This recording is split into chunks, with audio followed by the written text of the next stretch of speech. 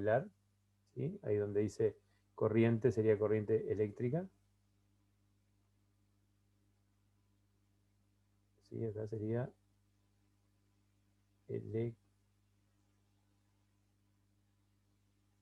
así. ¿Sí? Porque algunos materiales son buenos conductores de la corriente eléctrica y otros no.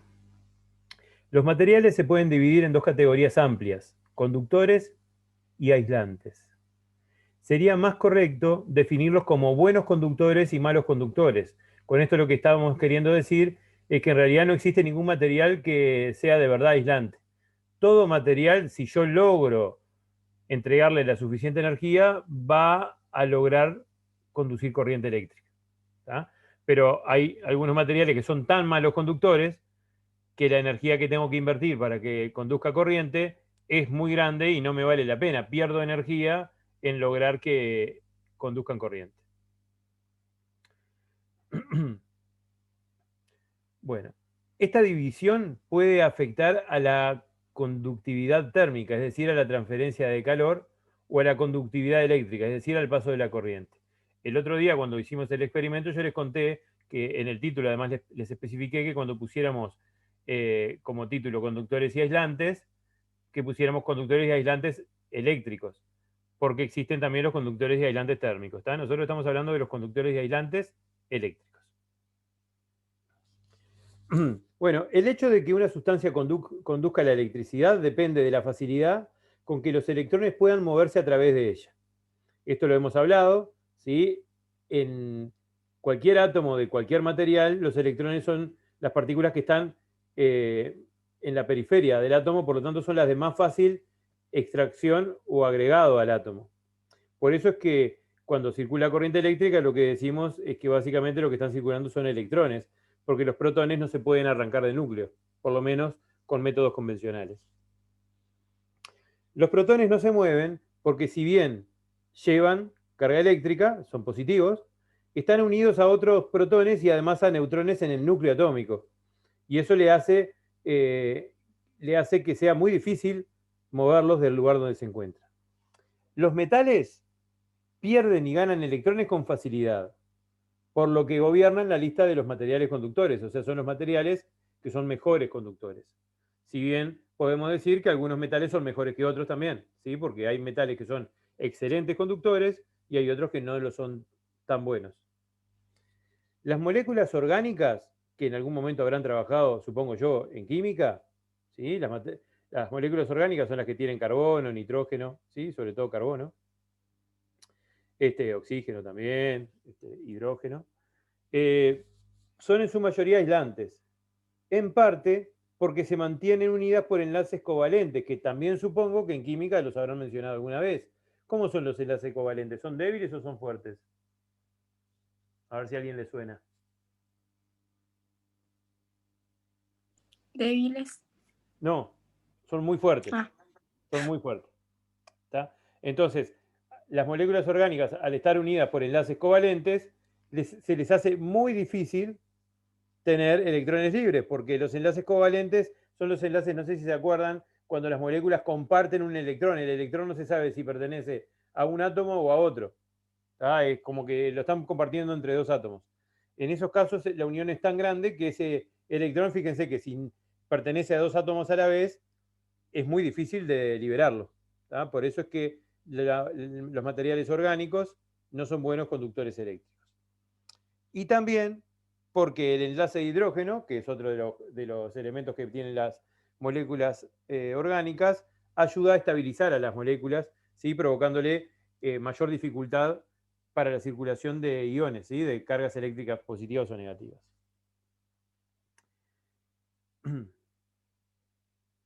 Sigo.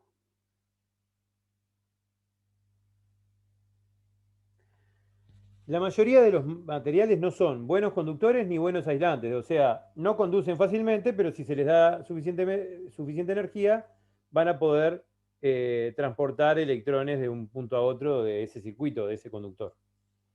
Algunos materiales, en forma pura, ¿sí? son buenos aislantes, pero se pueden comportar como conductores si se les hacen algunas modificaciones.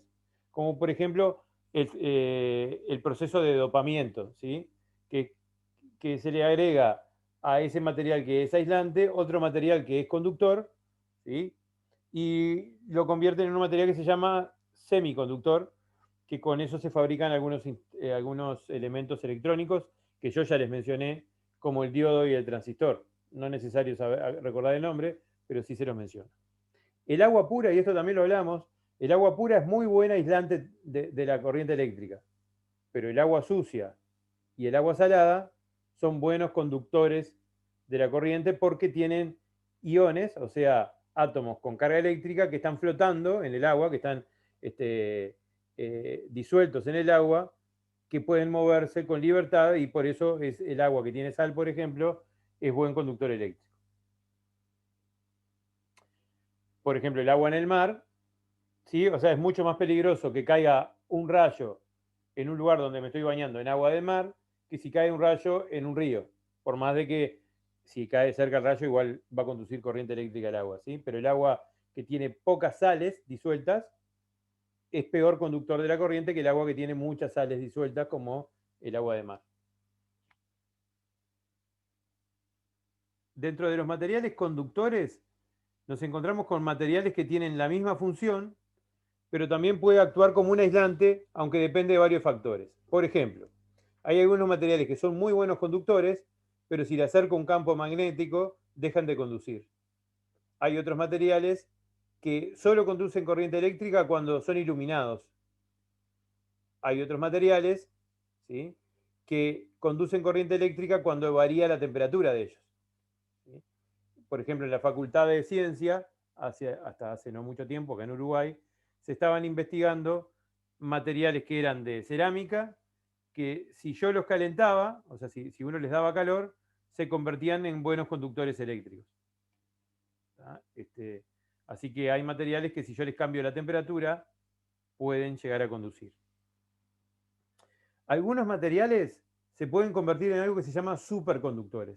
Un superconductor es un material que conduce tan bien la corriente eléctrica que no se calienta. O sea, no pierde nada de energía, nada de la energía eléctrica se transforma en calor. Es un conductor ideal y es difícil de lograr.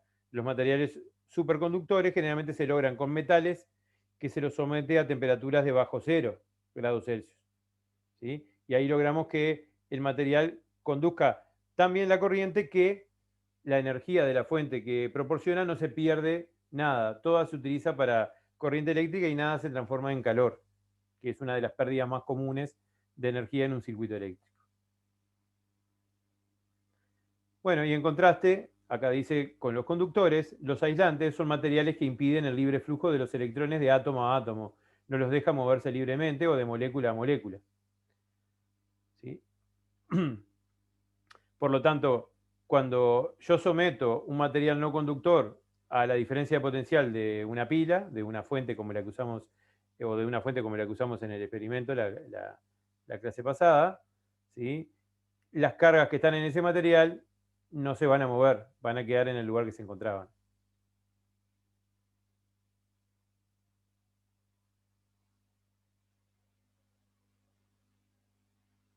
Bueno, y acá les cuenta algo que en realidad ya sabemos todos y aparece el nombre de la autora, que capaz que no quería que apareciera, pero ahí apareció.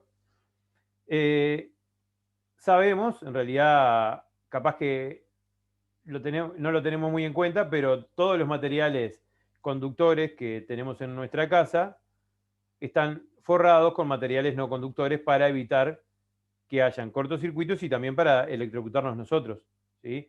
Todos los cables en nuestra casa están forrados con materiales no conductores como plásticos, gomas, etc. Acá menciona una cantidad de materiales que son malos conductores. Plásticos, espuma de poliestireno, perdón, que es lo que se conoce como espumaplast, papel, vidrio, el aire seco, ¿sí? El aire, si no tiene humedad, es muy mal conductor eléctrico, ¿sí? Bueno, vasos, caucho, petróleo, asfalto, fibra de vidrio, porcelana, cerámico, cuarzo, algodón seco, papel seco, madera seca, aire, ya lo estaba mencionado, diamante, es muy mal conductor, agua pura, o sea, agua sin ninguna sal, la goma de borrar, son todos ejemplos de materiales que son muy malos conductores. Esta era una tarea que había quedado para hacer. Algunos me la mandaron, ¿sí? No era obligatorio que me la mandaran, era para hacerla en la clase siguiente, y me aproveché del trabajo de Federica para poderlo leer en voz alta y que quedara grabado por si quieren repasar para el parcial mirando el video. ¿Tá? ¿Alguna consulta? Breve repaso de lo que estuvimos trabajando la clase previa a aquel experimento sobre corriente eléctrica. Sobre corriente eléctrica hablamos un par de cosas, yo les mostré varias ilustraciones, hablamos de que básicamente lo que se mueve en un conductor metálico son electrones, pero después hablamos de dos magnitudes bien importantes que las tenemos que aprender. Una se llama intensidad de corriente eléctrica, que se simboliza con la letra I, y otra que se llama diferencia de potencial eléctrico o voltaje, que se simboliza con la letra V o con delta V.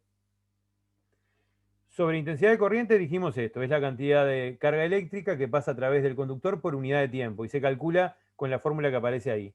Intensidad de corriente es carga dividido delta T. Q es carga, delta T es tiempo. La carga se mide en Coulomb, el delta T se mide en segundos. Yo el día que di esto, además al lado de la ecuación esta que aparece acá, les planteé un ejemplo haciendo la cuenta. Eso también está grabada la clase, además de los apuntes que habrán sacado cada uno. Les dije que cuando hacemos esta cuenta, como vamos a dividir Coulomb sobre segundos, el resultado va a dar en Coulomb sobre segundo, acá lo muestra, abajo del todo, ¿sí? En esta unidad, y que a Coulomb sobre segundo le llamamos ampere. ¿Sí? O sea que los resultados de esta cuenta, si usamos la carga en Coulomb y el tiempo en segundos, nos va a dar en ampere. Bien, también les conté que el instrumento que se utiliza para medir intensidad de corriente se llama amperímetro y hablamos que se conecta en serie. El otro día además hicimos el dibujito, ¿sí? Cuando hablamos de circuitos en serie y en paralelo, dibujamos cómo colocaríamos amperímetros y voltímetros en los circuitos. Eso fue un trabajo que además lo hicimos en el salón, así que tengo más confianza de lo normal en que tengan todo esto anotado en el cuaderno. Todo esto que estoy haciendo es un repaso nada más, ¿sí? No voy a dar de vuelta el tema. Diferencia de potencial eléctrico o voltaje, delta V. La diferencia de potencial o voltaje entre dos puntos es el trabajo en Joule por unidad de carga en Coulomb que realiza la fuente de un circuito para mover carga de un punto de mayor potencial a un punto de menor potencial. Esta definición yo se las traduje de la siguiente manera. La diferencia de potencial eléctrico es la energía empleada por la fuente para transportar coulombs de carga, ¿sí? Para transportar cada coulomb de carga a través del circuito. Para calcular diferencia de potencial, debemos dividir trabajo entre carga. El trabajo se mide en Joule. En tercero dieron trabajo y la misma unidad utilizaron. Y la carga se mide en Coulomb. Como voy a dividir Joule entre Coulomb, el resultado de esta operación me va a dar en Joule sobre Coulomb, como dice aquí. Al Joule sobre Coulomb se le dice volt. O sea que en vez de poner Joule sobre Coulomb, ponemos la V. Así se le llama al Joule sobre Coulomb. El instrumento que se utiliza para medir diferencia de potencial se llama voltímetro y se conecta en paralelo una conexión que ya estuvimos trabajando la última clase. ¿Tá? Esto fue un repaso. De esto acá lo que yo pretendo es que tengan en mente las fórmulas, porque ahora vamos a ver cómo aplicarlas a ejercicios bien sencillos, porque como no da el tiempo, no voy a profundizar mucho en el tema y vamos a hacer ejercicios básicos de esto. ¿Tá?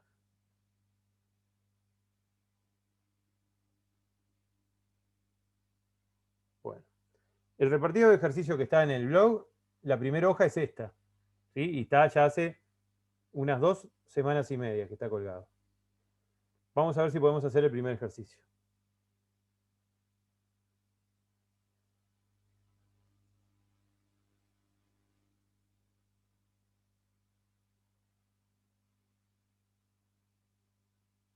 Bien, dice así. Por una sección transversal de un conductor circulan 30 coulomb de carga en un tiempo de 10 minutos. Calcula la intensidad por el conductor. Y después me dice que exprese el resultado en microampere y miliampere. Eso hoy no me preocupa. así que lo dejo borrado ahí. Bueno, mirando el cuaderno, quiero que me dicten. Me está pidiendo calcular la intensidad de corriente. ¿Cómo era la ecuación? La pusimos recién también. Intensidad igual a... Ana. Te escucho, Ana. Cantidad de carga dividido delta T. Bien. Cantidad de carga que es Q sobre delta T. Bien. Fijémonos que los datos los tenemos todos, ¿sí? Los datos los anoto por aquí. Los datos de este ejercicio son la cantidad de carga, me la están dando, dicen que son 30 coulomb. Y me están dando el delta T también. Lo que no me lo están dando es la unidad que yo preciso. Pero ahora vemos. Me están dando el delta T en minutos. Dice que son 10 minutos. ¿Me sirve en minutos? No. No. ¿En qué unidad tiene que estar? Segundos. Segundos. Bueno, ¿cómo paso de minutos a segundos? ¿Por cuánto multiplico? 60. Bien, 60 por 10. 600. 600. Perfecto. Tenemos ahora sí el delta T en segundos. Y podemos hacer la cuenta. ¿No? 30 coulomb dividido 600 segundos. ¿Cuánto da esto? 0,05. ¿Están de acuerdo con el compañero? Sí. Bien, eso da en amperes. Y tenemos pronto el primer ejercicio. Hasta acá, cero misterio, ¿no? Aplicamos directo la fórmula, ¿se entendió? Sí. ¿Alguna consulta? No. No. Bueno. Vamos a ver si podemos hacer el 2.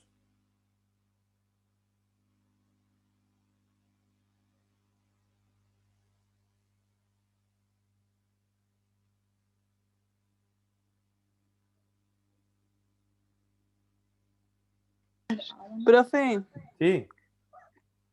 ¿no podrías volver a la pantalla anterior para terminar de copiar? Trancachito, me había olvidado. Puse pausa y no la había sacado. Bien. Los datos que tenemos en este ejercicio son el trabajo realizado, que dice que son 180 joules, y también me dan como dato la carga que circula, que son 6,0 coulomb. Profe, en Sí. el caso de que el trabajo te lo dieran o sea, que en la consigna del ejercicio te dieran el trabajo en negativo, ¿vos lo pondrías positivo a la hora de aplicar la fórmula?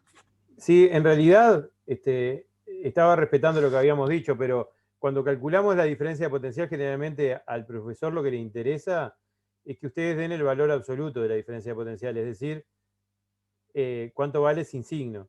Por lo tanto, no interesa que le pongan signo negativo acá cuando hagan el trabajo. Pueden ponerlo así. ¿Saben? ¿Recuerdan? Esta barrita es valor absoluto. Quiere decir que lo pueden poner sin el signo al trabajo y también sin signo al delta B. Está. ¿Está? Así que acá directamente podemos poner el 180 sin ponerle ningún signo porque vamos a hallar el valor absoluto de la diferencia potencial y lo vamos a dividir entre la carga, que es 6,0 coulomb. ¿Está? Una cuenta bien sencilla, 180 dividido 6. 18 dividido 6 da 3, 180 dividido 6, ¿cuánto da?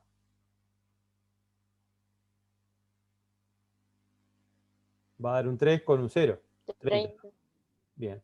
Da 30 y la unidad sería Joule sobre Coulomb, pero vimos que Joule sobre Coulomb se llama de otra manera. ¿Cómo se llama Joule sobre Coulomb? Amper. No. Eso es Coulomb sobre segundo. Volt. Volt. Bien. Estamos calculando diferencia de potencial o voltaje, así que me tiene que dar en volt. ¿Comprendido? Sí, sí. Sí. Bien. Este ejercicio era aplicar directo la fórmula. Creo que ya se me va a cortar la primera hora.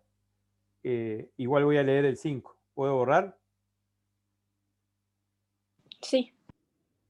Sí. Bueno, lo leo el 5. Dice, una pila genera una diferencia de potencial